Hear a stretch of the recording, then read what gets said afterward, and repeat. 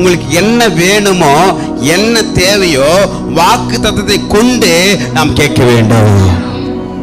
அழகா முடிச்சிட்டு சாலமோன் ராஜா சொல்றாரு, என்னுடைய தகப்பனாகிய தாவீதுக்கு சொன்ன வார்த்தையை உம்முடைய வாயினாலே சொன்னதை உம்முடைய கரங்களினாலே நிறைவேற்றினீர். அல்லேலூயா. அப்போ நம்ம வாயை திறந்து முதலாவது கேட்க வேண்டும். அதுதான் சொல்லுது மார்க் 11ஆம் அதிகாரம் 23வது வசனம் 24வது வசனம்.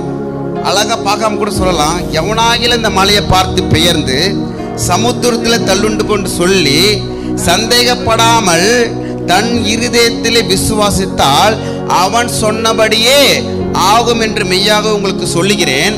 ஆதலால் நீங்கள் ஜெபம் பண்ணும் போது எவைகளை கேட்டுக்கொள்வீர்களோ எவைகளை கேட்டுக்கொள்வீர்களோ அவைகளை பெற்றுக்கொள்வோம் என்று விசுவாசிங்கள். அப்பொழுது அவைகள் உங்களுக்கு உண்டாகும்.